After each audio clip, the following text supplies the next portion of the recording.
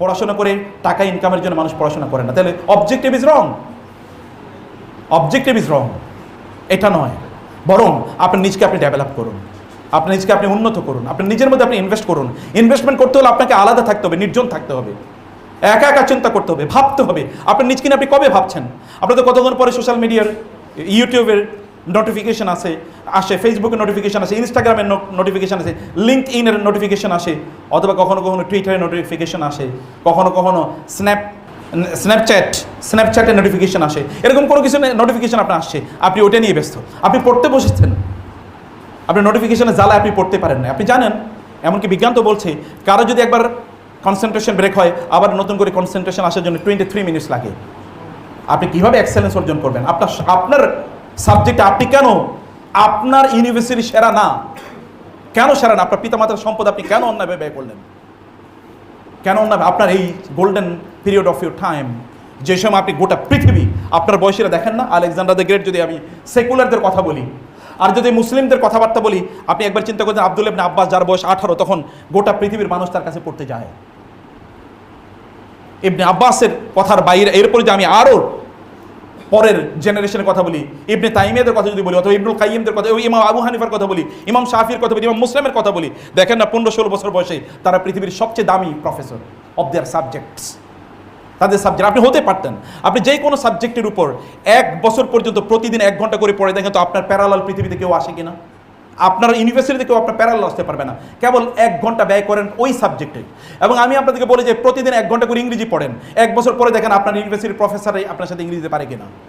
আমি বলে গেলাম এখানে 1 সপ্তাহ 1 ঘন্টা করে কেবলমাত্র ইংরেজি পড়েন, 365 ঘন্টা ইংরেজি পড়া লাগে নাকি?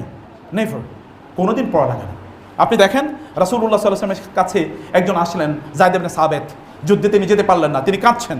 তার মা নিয়ে আসলেন যায়েদ ইবনে সাবিতকে, ইয়া রাসূলুল্লাহ, যায়েদ ইবনে সাবিত যুদ্ধে যেতে পারে না, এখানে কাঁদছে, তাকে আপনি কিছু একটা কাজে ব্যবহার করেন। রাসূল যায়েদকে ডাকলেন, যায়েদ আসো, এদিকে আসো, তুমি হিব্রু ভাষা শেখো, কারণ ইহুদিদেরকে আমি খুব নিরাপদ মনে করি না, ওরা ধর্মগ্রন্থ বিকৃত করে ফেলে, তুমি হিব্রু ভাষা শেখো। তিনি বলেন, রাসূল আমাকে যেহেতু এনকারেজ করেছে, আমি গেলাম, আমি 14 দিন ইন্টেন্সিভলি এই ভাষাটা পড়লাম, 14 দিন ওই ভাষার আমি এক্সপার্ট হয়ে গেলাম। এটা একটা স্ট্যান্ডার্ড, এটা একটা স্ট্যান্ডার্ড। দেখেন না বিভিন্ন জায়গায় বলা থাকে 7 দিন ইংরেজি ভাষায় আপনাকে স্কিল করে দেবে। আমি বুঝি এটা বোগাস, কিন্তু তারপর আপনি 7 দিন পড়ে দেখেন না। আমি 7 দিনের কথা আমি বলছি, 1 মাস 1 বছর আপনি করেন, 1 আওয়ার 23 ঘন্টার কথা আমি কিন্তু বলি নাই আপনাকে, 23 ঘন্টার কথা বলি না। আপনি 10 মিনিট করে যে কোনো একটা সাবজেক্টে ফোকাস করেন, আপনি এটা করবেনই। মেক ইট ইনএভিটেবল, এটা আনচেঞ্জেবল, এটা আপনি কোনোদিন পরিবর্তন করবেন না, এইটাই আপনি করেই যাবেন, এটা কন্টিনিউয়াসলি করবেন, এটা কোনোদিন পরিত্যাগ করবেন। আপনি এটা করেই দেখেন কি ঘটে, আপনি করেই দেখেন। আপনি ফিজিক্সে পড়েন, প্রতিদিন আপনি সবচেয়ে নতুন জার্নালগুলো পড়েন, নতুন কী বই আছে পড়েন, গুগলে সার্চ দেন, মানে ফিজিক্সের উপর, কেমিস্ট্রির উপর, কম্পিউটার সায়েন্সের উপর আপনি বলেন কী কী অ্যাপ্লিকেশন আপনার কম্পিউটার সায়েন্সের সাবজেক্টে পড়া লাগে নাকি এর উপর এক্সপার্ট হওয়ার জন্য? আপনাকে ইউটিউবে কি এরকম লেকচার অ্যাভেলেবেল না? হাজারও আছে, কেন আপনি সেগুলো পড়বেন না? কেন আপনি সেই জাতীয় স্কিল অর্জন করবেন না? আপনি তো উম্মার সম্পদ, আপনি মানব জাতির সম্পদ। আপনার পেছনে এই বিশ্ববিদ্যালয়ের কি খরচ নাই? টিচারদের কি ব্যয় নাই? আপনার পিতামাতা কি টাকা পয়সা সেখানে ব্যয় করা হচ্ছে না? তাহলে মৌলিকভাবে আমাদের প্রবলেম হলো আমরা ফোকাস হারিয়ে ফেলেছি, আপনি ফোকাসটাকে ধরে রাখেন। আপনার ফজরের পরে সকালবেলা আপনার ঘুমান কীভাবে? স্টুডেন্টরা ফজরের পরে ঘুমায় কীভাবে? স্টুডেন্ট রাত জাগে কীভাবে? আপনি দিনকে রাত বানিয়েছেন, রাতকে দিন বানিয়েছেন, আপনি কীভাবে দুনিয়া সফল হবেন? আপনি সফল হবেন কিভাবে দুনিয়াতে? সফল হওয়ার আপনি তো ব্যর্থতার রাস্তায় আপনি চলে গিয়েছেন।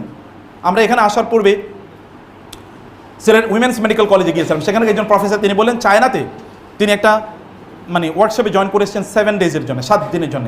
তিনি বলেন চাইনিজরা ওয়ার্ক শুরু করে 6:30টায়,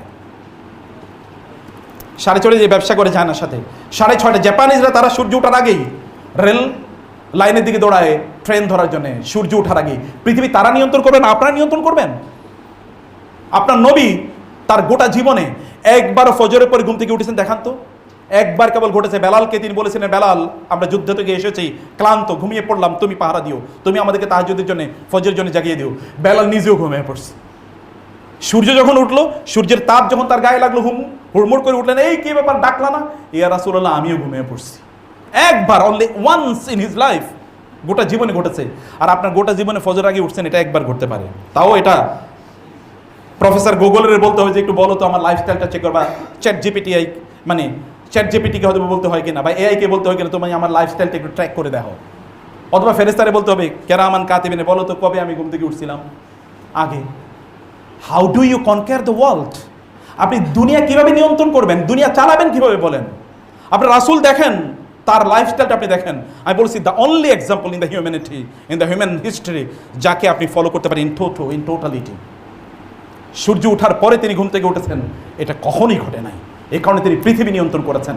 আপনার ইয়াং ম্যান, আপনাদের চেয়ে এই যে এখানে যিনি এই ইউনিভার্সিটি ফাউন্ডার চেয়ারম্যান, উনি দেখলাম হেঁটে আসতেছেন, তারপর আমাকে বলেছেন একটু হার্টে তার একটু ইয়ে আছে, মানে ওপেন হার্ট হয়েছে বা সার্জারি হয়েছে, কারণ একটু রেস্ট নিতে হবে।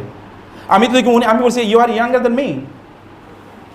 আপনি তো উনি এসএসসি করেছে মোস্ট প্রবাবলি 1967, 68 বা 69-এর দিকে, 67 বা 65-এর দিকে। আমি এসএসসি করেছি 1990-তে। উনি কিন্তু আমার চেয়ে ইয়াং। আর আপনাদেরকে এখন আপনারা আসেন আমার সাথে প্রতিযোগিতা করেন তো দেখি কয়জন পারবেন। আমাদের আজকে সকালের রুটিন বলে আমরা ফজর থেকে শুরু করেছি কাজ, ফজর থেকে চলতেছে। কালকে রাতে আমি 2:30টায় 3টায় ঘুমিয়েছি। আমি কিন্তু আপনি ক্লান্ত দেখতেছেন, কিন্তু আমি অনেকের চোখ এখনো ডুলু ডুলু দেখতে পাই। আমি যে কি বলতেছি অনেকের মাথায় ঢোকে না, কারণ তিনি অন্য চিন্তায় আছেন। আপনি কেন নিজকে এরকমভাবে ডেভেলপ করতে পারলেন না?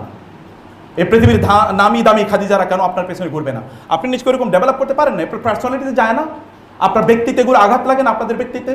আমি কেবল খাদিজাদের কথা বলছি না, আমি আপনাদেরও বলছি যে মুহাম্মদরা এমন কেন তৈরি হলো না সাল্লাল্লাহু আলাইহি ওয়াসাল্লাম। আপনাদের কথা বলছি মুহাম্মদরা। আমি কিন্তু এখানে অন্য ধর্মের ভাইরা বলছি, আমি প্রত্যেকের জন্য বলছি, আমি প্রত্যেকের জন্য বলছি। যখন নোবেল প্রাইজ পেলেন রবীন্দ্রনাথ, তিনি ফ্রান্স থেকে আসছিলেন, শিপে তাকে পৃথিবীর সকল সাংবাদিকরা ধরলেন এবং বললেন যে আপনি লিটারেচারে আপনি নোবেল প্রাইজ পেলেন এবং আপনি পৃথিবীর সবচেয়ে দামি মানুষদের মধ্যে একজন। আপনি যে ধর্মে জন্ম নিয়েছেন এটা কেন স্প্রেড করলেন? এটা কেবল ইন্ডিয়ান সাবকন্টিনেন্টে থাকলো কেন? বলে যে একটা প্রবলেম আছে। প্রবলেম কি?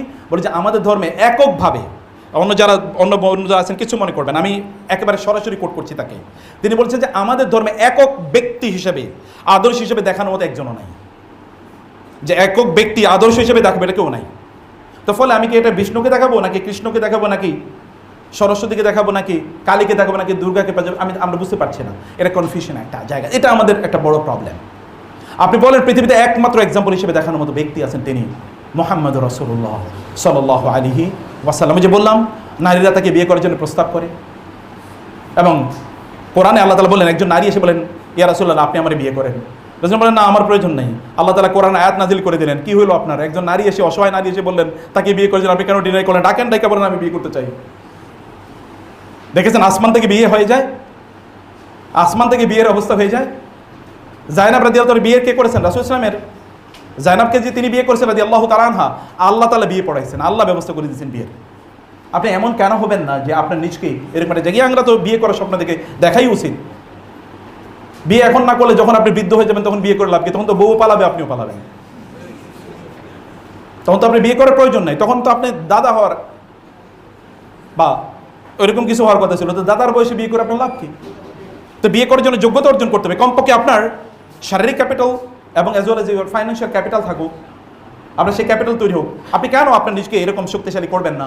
আমি আপনাদেরকে বলবো বোনেরা, বাজারে যাবেন, সুন্দর সুন্দর বই আছে, বিলিভ মি। আমাদের আজকে 2টা বই আছে এখানে। এটা হচ্ছে মায়েরা আসলে সোনালী যুগের এই যে বড় বড় মানে ইসলামিক স্কলার যাদের কথা বললাম, তাদের মায়েরা কিভাবে তাদের সন্তানদেরকে লালন পালন করেছেন তার উপর একটা বই। আর একটা হলো গোটা জীবন জুড়ে নাসিহা দরকার আমাদের, কোন পদ্ধতিতে আমাদের জীবনটা পরিচালনা করবো। দুটো বই আপনারা নিয়ে যাবেন, এটা মাস্ট রিড। বাসায় বসে পড়বেন, বাচ্চাদেরকে নিয়ে পড়বেন, পড়াবেন, এবং অন্যদেরকে আপনারা গিফট করবেন, আত্মীয় স্বজনদেরকে, বোনদেরকে গিফট করবেন, বান্ধবীদেরকে গিফট করবেন। অন্য কিছু তো গিফট করছেন, হাদিয়া, বই, মানে অন্য কিছু যেটা আপনারা ঈদের সময় দিতেন, বাবাকে বই, 1-2টা বই তাদেরকে দেন, কালচার তৈরি হোক। আমি আমার জীবনে দেখেছি বাংলাদেশের একজন বড় ইসলামী ব্যাংকের প্রতিষ্ঠাতা সহ ইসলামিক ইউনিভার্সিটিগুলোর প্রতিষ্ঠাতার মধ্যে একজন, এত বড় স্কলার বাংলাদেশে খুব কম এসছে। আমাকে বলতে চাচা আমি প্রতি মাসে 30-40 হাজার টাকার বই গিফট করি। আমি বললাম সুবহানাল্লাহ, সাদাকায়ে জারিয়ার কি বিশাল বড় কাজ।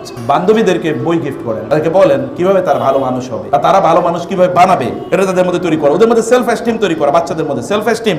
কেন আপনি স্পিরিচুয়ালি শক্তিশালী করবেন না? আপনাদের মি টাইম, আপনাদের নিজেদেরকে নিয়ে চিন্তা করার সময় কই? আলাদা বসুন। আপনি বলেন তো তিনি নবুয়তের দায়িত্ব পাওয়ার পূর্বে তিনি কি হেরা গুহায় 15 বছর পর্যন্ত সেখানে গিয়ে চিন্তা করেন নাই? করেছেন কিনা বলেন? আপনি সেখানে আপনি চিন্তা করেছেন? আপনি চোখটা কবে বন্ধ করেছেন? কবে চোখটা বন্ধ করে 5টা মিনিট চোখ বন্ধ করে বলেছেন আমি হতে চাই কি, আমি কি হচ্ছি? আমি হচ্ছে কি, এটা কবে আপনি চিন্তা করেছেন? আপনার কাগজে আপনি লিখুন আপনি কি হতে চান, এবং সেই ছক অনুসারে আপনি চলুন। একজন বোন ইসলাম গ্রহণ করেছে, তিনি ঢাকার একটা সরকারি বিশ্ববিদ্যালয়ে তিনি প্রফেসর। তিনি আমাকে বলেন, স্যার আমার স্বামীকে তো তিনি তো ইসলাম গ্রহণ করেন না, উনি খুলনা একটা ইউনিভার্সিটিতে বড় পদে তিনি চাকরি করেন, আমরা আপনার স্বামীকে শুধু দাওয়াত দিয়ে নিয়ে আসেন। বলে, স্যার আসবে না আপনার কাছে কেন? বলে, তাইলে তো আপনি তাকে ইসলামের দাওয়াত দেবেন, জীবন আসবে না। আমি বললাম, আপনি ওনাকে নিশ্চিত করেন আমি ইসলামের ব্যাপারে একটা কথা বলবো না তাকে। তো 1 মাস 2 মাস চেষ্টা করার পরে তার স্বামীকে নিয়ে আসলেন। আসার পরে আমি চাটা খাওয়ালাম, কথাবার্তা বললাম, গল্প। আমি এর আগে একটা রাসূল ইসলামের একটা জীবনী বই আইনে রেখেছি, আমার খুব প্রিয় একটা বই। রাসূলের জীবনী তো অনেক বই আছে, আমি যেটাকে পছন্দ করি এই বইটা এনে রেখে আমি বললাম, আপনাকে আমি বইটা হাদিয়া দিলাম, আপনি বইটা পড়বেন, আমার আর কোনো চাওয়া নেই। আপনি তো অনেকের জীবনী পড়েছেন, জীবনে উনি তো মুহাম্মদ সাল্লাল্লাহু আলাইহি ওয়াসাল্লাম তো পৃথিবীর সকল বড় বড় জ্ঞানী বিজ্ঞানীদের কাছে গ্রেট অথবা গ্রেটেস্ট, তাদের কথাই, আমি অমুসলিমদের কথা বলছি।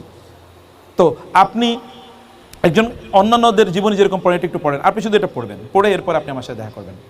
2 মাস পরে ওই ভদ্রলোক এসে বলে, স্যার আমি মুসলমান হব, শুধু রাসূলের জীবনী পড়ছে।